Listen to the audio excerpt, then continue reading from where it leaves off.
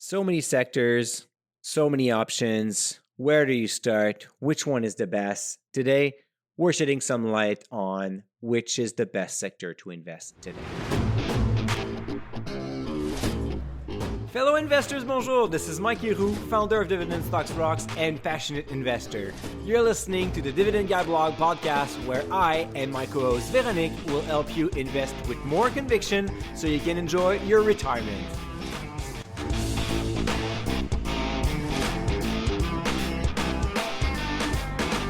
Dividend Gold investors, bonjour, Mike Leroux here. I hope that you are doing well. I am with my co-host Véronique. We did a lot of research for this one, Vero.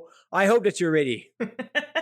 Always, Mike. But, it's always easier to be ready when you ask questions, and you must be a lot more ready than I am. I should certainly try to redefine our roles and sometimes ask questions instead. I'll think about that moving forward. Okay, we'll discuss that off Mike, I think. So today, Mike, it's not about stock opportunities by sector, but rather understanding each sector's characteristics and investment purposes, because knowing your sectors will help ease buy and sell decisions and provide you with a better balanced portfolio. Yeah, we're going to start with an obvious statement that is super important to keep in mind throughout this episode. You're going to find amazing opportunities, amazing companies in every single sector. So it doesn't matter which sector you like or you don't like, but what is important is that you can invest with conviction. When you do not invest with conviction, the problem is you stay on the sideline very long. You wonder if you should buy, you wonder if you should sell, you suffer from paralysis by analysis, or you panic and you're pulling the trigger on fear of missing out and buying everything because it's going up, or the opposite, you're just losing it, you're losing money and you're selling everything. So you need conviction to invest, and the best way to do it is to understand each sector, their pros, their cons, their flaws, their threats, their possibilities, opportunities, so you understand a little bit better where your portfolio is going and how to shape your portfolio the way you want it and actually be aligned with your strategy. So today we're going to try to explain what's the role of each sector and how you can create those magical combinations so you can invest with conviction and you can retire happily. So, Mike, there are 11 sectors that each bring something different. At Dividend Stocks Rock, DSR, we classify them into four categories: income and stability, growth, balanced, and volatile sectors. How would you describe each category? Yeah, so before we jump in, it's important to understand that each category is more like having a mind map. So to try to understand, oh, if I invest in this type of sector, it's a volatile sector. So I expect roller coaster. I expect stocks to go up and down double digit, but also down double digit. I have to repeat it because a lot of people are thinking, oh, it's only going up, and we're going to talk about the energy sector later on today, of course, but everybody is super pro energy sector apparently all discovered that sector at the end of 2020 or beginning of 21 and never invested in it before that.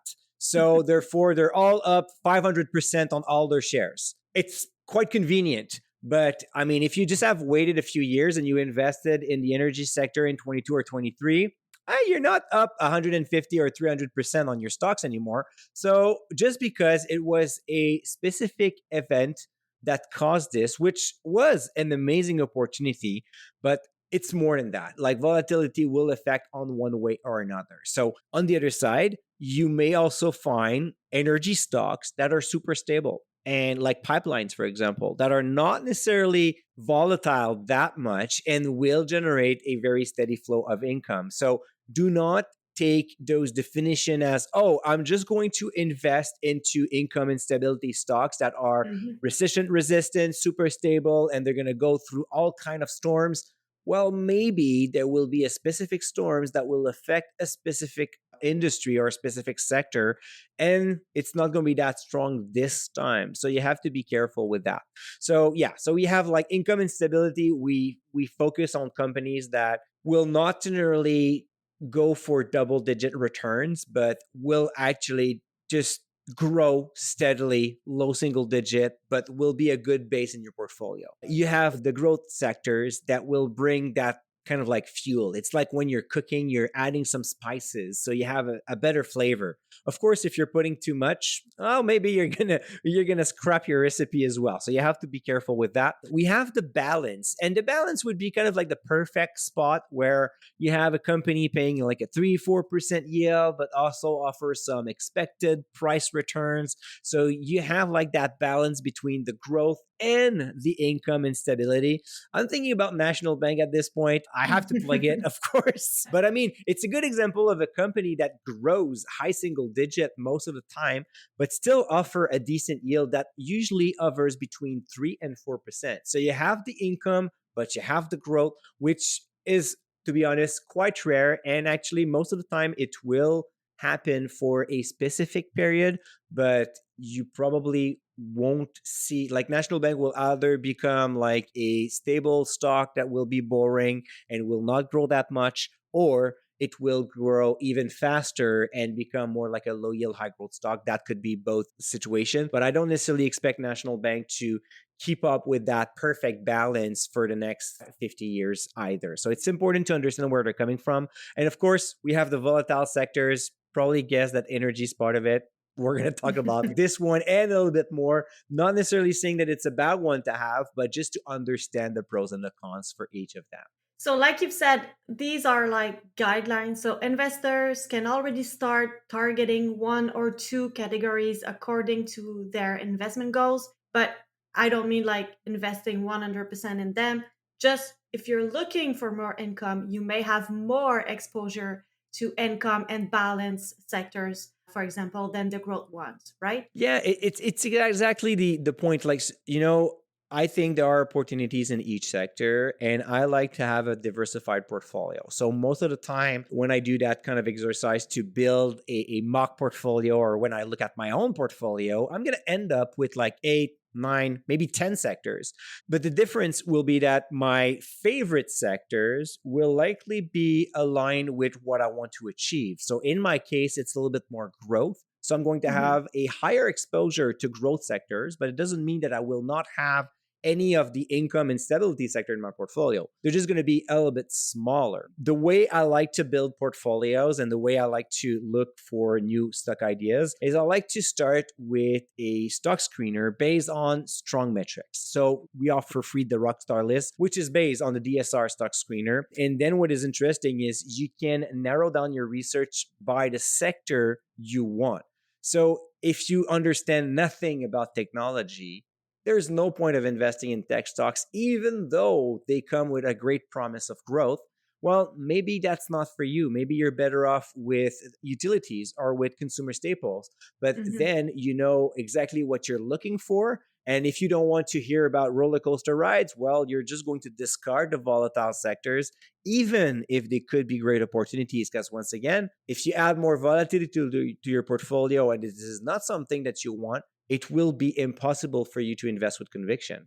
So, yes, there is the return, but there's a lot more importance to achieving your goals. So, if you can achieve your goals and you lag the market by 2%, but you stayed with that strategy for 50 years and that worked, and then you can retire and you don't have any problems, who cares if you lag behind the market? Because maybe if you had followed the market, you would have taken more risk or more volatility in your portfolio. And at one point, you would have suffered from like panic sell, or you would have sat on the sideline because you would be too worried about the next big thing that is happening. And that has like a worse impact on your portfolio than having sectors that, yes, maybe will not grow that fast, but will provide you with this level of comfort and that you can sleep well at night.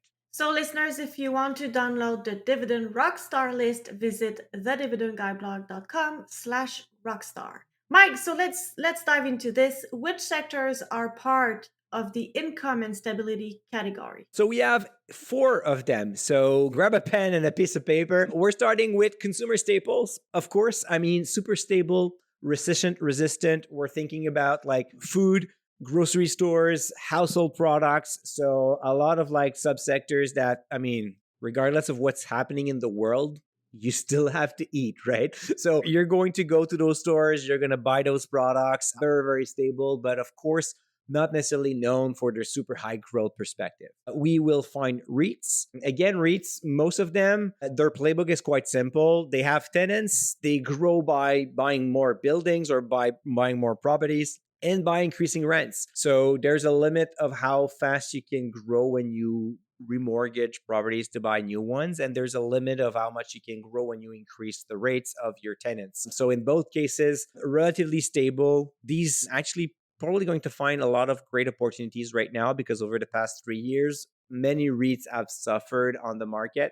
So maybe it's a good time to take a look at them. Keep also in mind that the REIT sector has a different way of paying their distribution. So it's distribution, not dividend. So in terms of like taxation, it's also important to optimize that part. So once again, if you are not confident or you do not quite understand how a return of capital works, well, maybe that's not the right sector for you. Finally, we have two more sectors. Healthcare. You are going to find like the big pharmaceuticals. You're going to find medical devices. On the US side, you'll also find pharmacy benefits companies like United Healthcare and Elevance. And then we have also utilities. So classic electric transmission, renewable utilities as well, nuclear power. I mean, all essential things that regardless of what's happening, we need to eat, we need to live somewhere. Health is important, and of course, we need power. Listeners, let's empower you in the investment world with our free dividend rockstar list, which includes stock ideas with positive dividend triangles.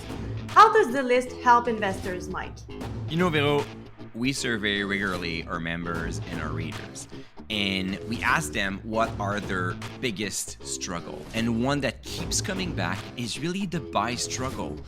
Most investors don't know what to buy, they don't know when to buy it, and the Rockstar list will help them grow a little bit more their conviction because that list of stock will just include companies that show great financial metrics. Of course, you cannot start by picking them blindly, but it's a pretty good start to make sure that the company that you're about to read and know their business model is actually a business showing revenue growth, earnings growth, and dividend growth.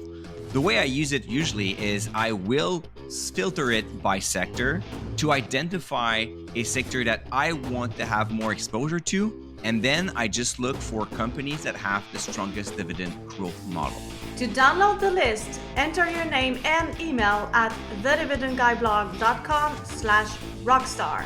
Again, hit pause now and go to thedividendguyblog.com/rockstar. And what are the greatest strengths and weaknesses of REITs, utilities, healthcare, and consumer staples? So, in terms of strengths, for consumer staples, I would say their stability, like a lot of recurring and repetitive purchases, which is great. The greatest weakness I would say about this sector is they are not attractive when the market goes up, so you will not likely want to buy them. And when there's a panic in the market correction, well, they seems overvalued because everybody's rushing into those. So not exciting to buy them and then too late to buy them. So it's hard to find a good timing to get those. So I would say, you know what, take a deep breath, review if you need to have stability in your portfolio. If it's the case, you had some consumer staples and then you move on. Utilities and REITs, their major weakness is the same. They're capital intensive because they rely a lot on debt. So interest charges is their worst enemy. They're also limited to increase their rates in both cases for different reasons. So that will be a little bit tougher on that side. Now, the greatest strengths of the REIT sector is definitely its diversification. It is a sector that you can buy into multiple different industries. So for example, Equinix is a data center REIT that is providing a lot more growth than others. And then you can go for an apartment REIT like Canadian Apartment REIT that is like super stable and will definitely not grow as fast as Equinix, but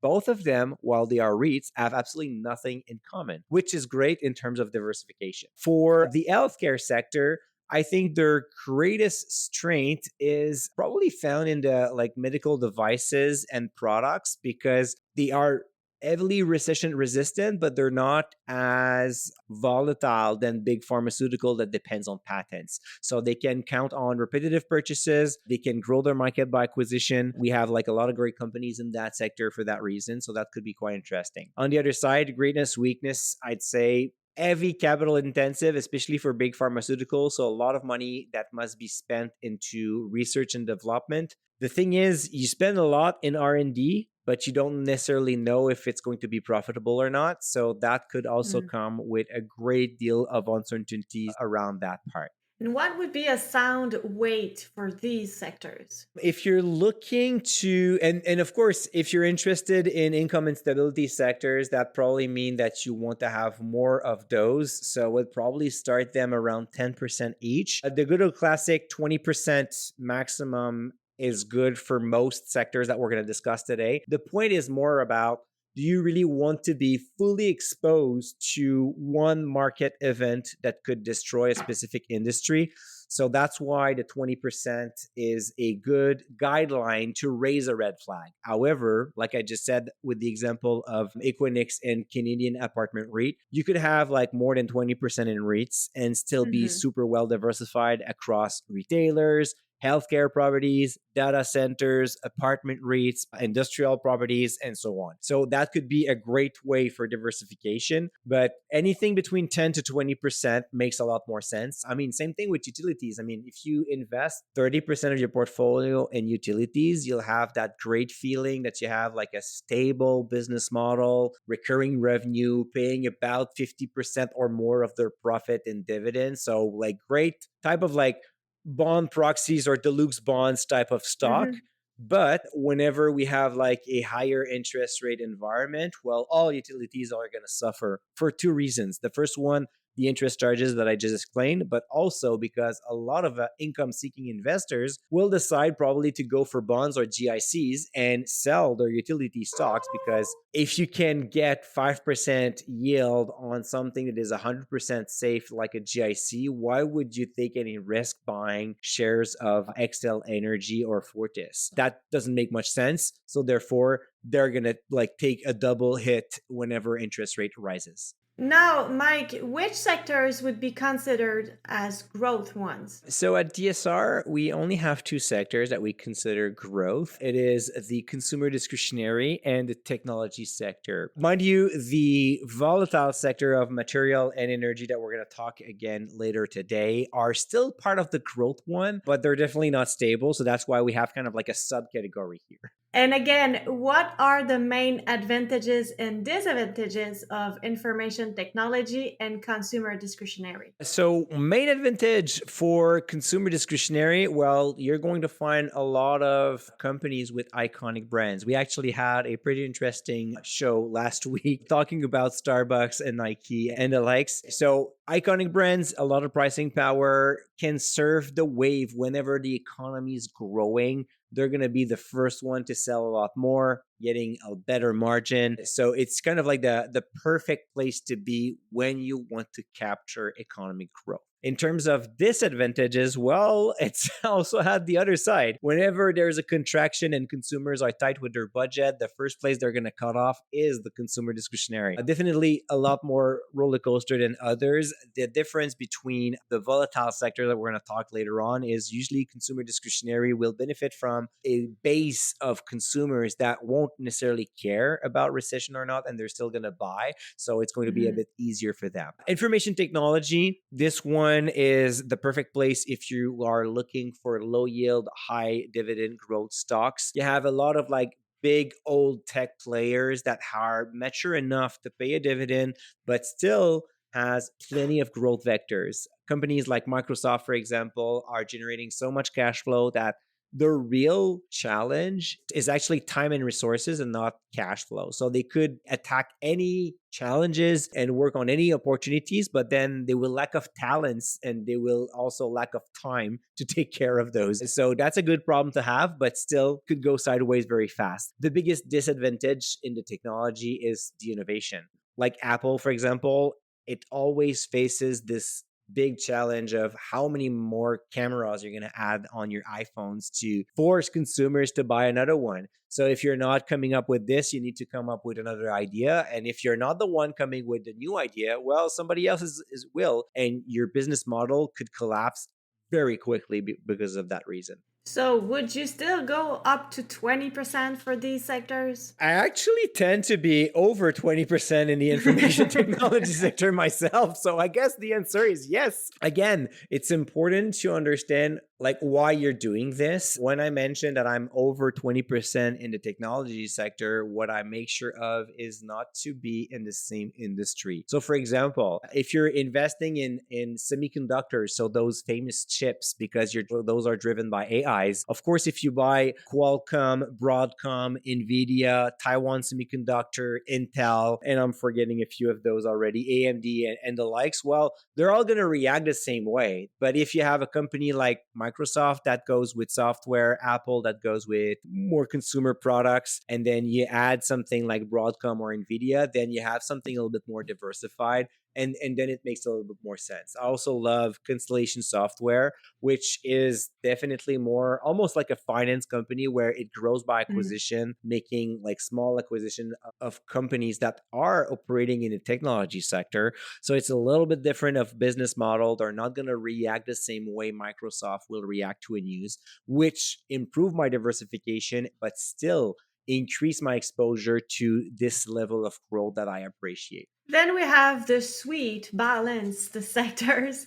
Which ones are part of this category? So, in a classic way, we have financial services and industrial. So, where you can easily imagine that sometimes they're on the growth part, sometimes they're long term dividend payers. So, they're on the safe and income part. We used to have communication there. Right now, I would put communication services in the all over the place sector because we do have the telcos that used to be known to be a good match Mhm. of growth and income, but over the past few years it's all about slowing down, and we have like Right. similar problems like AT&T and Verizon. I mean, AT&T even cut their dividend. My $2 is on a dividend cut from BCE on the Keenan side. Telus and Rogers are not going anywhere also. So we have like a lot of like classic telcos that used to show a great profile. Now they're all struggling. And then we have newcomers coming up like Google, Alphabet actually, and Meta that are Right. definitely, of course, tinted by technology, but still in the communication sector. So those are definitely more towards the growth part than the income part for obvious reasons. So it's Mhm. really a mixed bag of a lot of things. And what are the greatest strengths and weaknesses of the financial services, communication services, and industrial sectors? Financials, I love their subsectors. So you have banks, and then banks in Canada, they are just like amazing business model because they're heavily regulated, but they still offer some solid growth potential. Then you have asset managers, and asset managers, you have like great companies on both sides of the borders. You have like the BlackRock, Blackstone, and then you have Brookfield. So they all Mhm. start with B's. I don't know.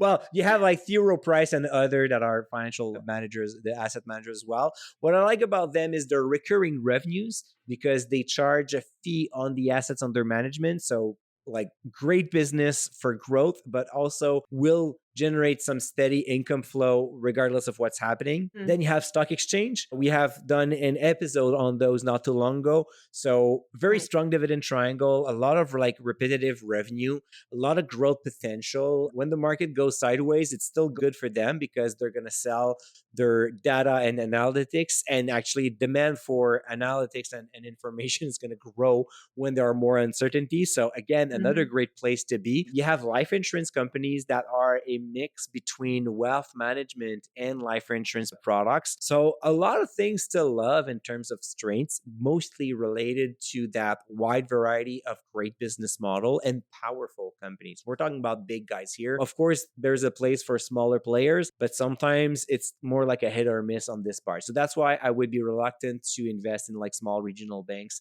in the US for that reason. Some of them will do amazing. Some others are going to like burst. A few ones that we had in 21 or 22, 22, I think, when the interest rate rose too fast for them and then their balance sheet exploded. So you have to be careful about that. I think the great weaknesses is definitely this, the complexity of the financial sector. We saw that in the financial crisis of 2008, where Right. financial institutions started to sell products that they were so complex that even themselves could not assess the risk properly, and that blew up in their face big time.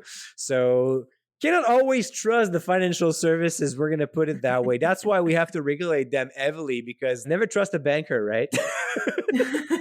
Like, for the story, for those who don't know, I've worked as a private banker and I've worked for National Bank for 13 years. So it's kind of ironic that I say that. But anyways, moving on to industrials, again, greatest strength, you can make plays on specific sectors or specific trends here. So it's a good place if you want to make a play on infrastructure, on transporting goods. The thing that I love the most about industrials is whenever there's an economic slowdown, most of them will also see their stock price fall, opening the doors to great opportunities. I also like the fact that a lot of industrials are like very specific in their niche and they benefit from a strong moat for that.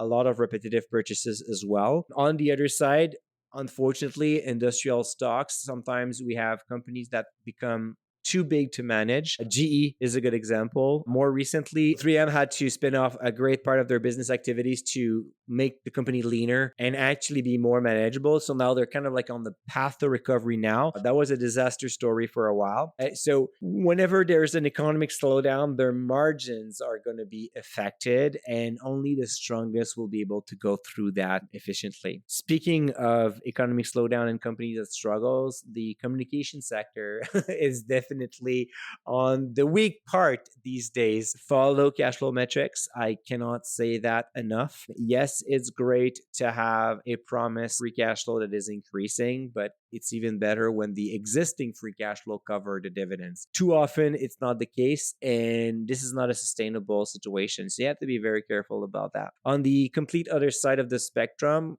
companies like Alphabet and Meta, they're the reason why they are in the communication service actually and not in the technology is because the vast majority of their revenue is coming from advertising. So yes, they use technology to advertise, but they're really advertising company. It's like a new version of the old media business that were making money based on advertising as well. I think they're going to become like low yield, high dividend growth companies. They're generating tons of cash flow.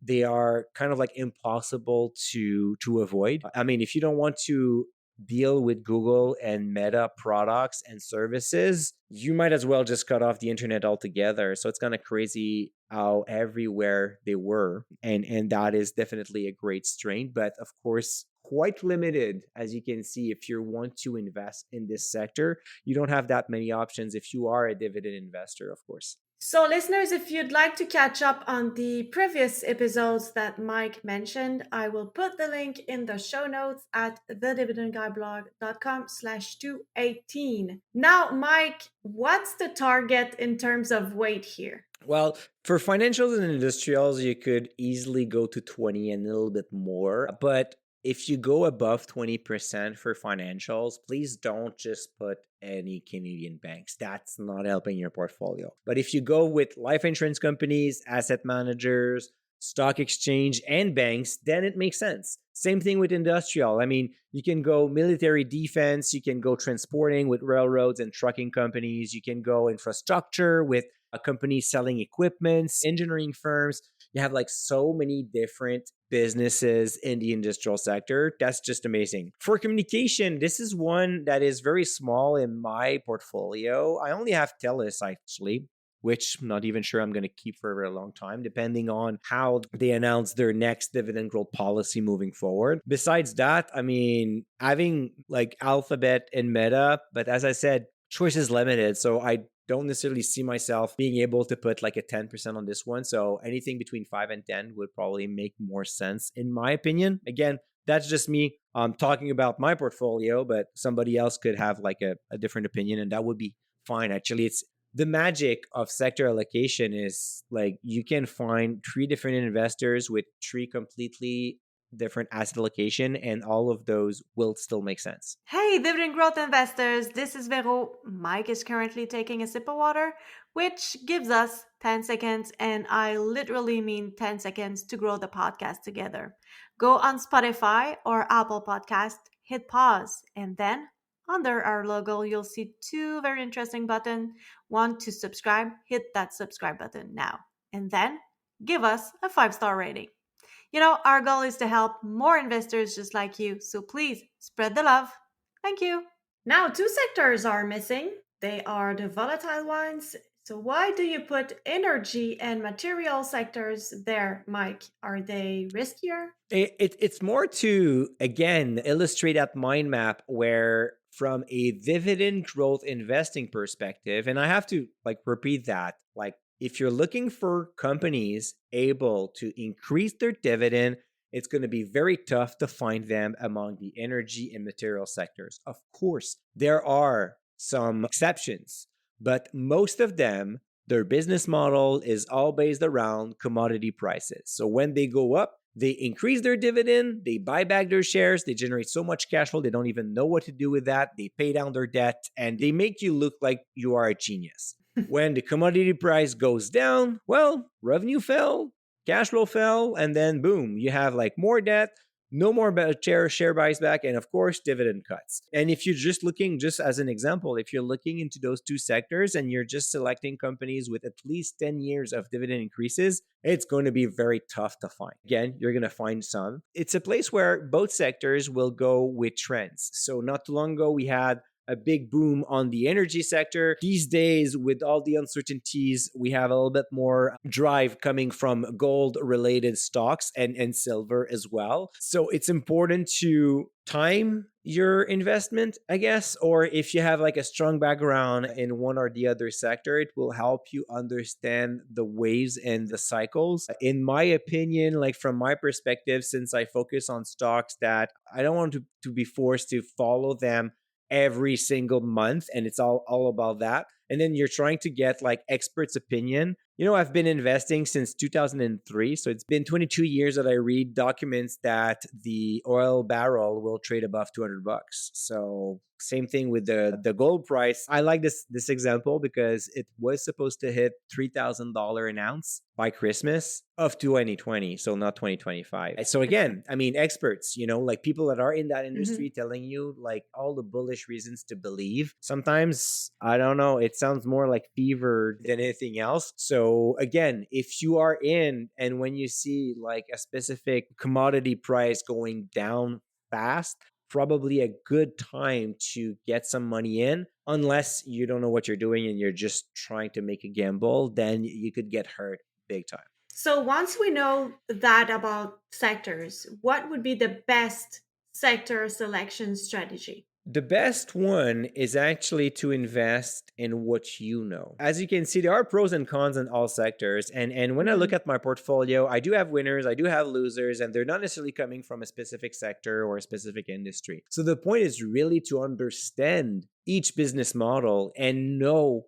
what will make them move. So when, for example, the technology sector dropped by 25-30% in 2022 because interest rate rose, it was not a surprise to me, but it was a surprise for a lot of investors. It's even more confusing when you look at most of those companies during 22. They were reporting high single digit to double digit growth. So the revenue was growing, the profit was growing, the dividend was growing, the cash flow was growing, the balance sheet was robust, and yet the stock price was down 25%. Doesn't make any sense if you don't understand that it's coming from the valuation perspective, where when interest rate goes up, you're going to expect a lot more from the technology sector, and therefore you have to revise their valuation to a lower price, which explains why the stock price dropped. But if you don't know those specific aspects about that sector, you just panic. And I'm sure a lot of people that held technology stocks back then just sold thinking, oh, it's another tech bubble burst. By selling at minus 25, I'm going to avoid getting hit by minus 50 or minus 75% losses in my portfolio, which was absolutely not true. But again, if you don't understand that, or You don't understand that whenever interest rate rises, utilities will suffer because a lot of income seeking investors will sell their shares and move elsewhere.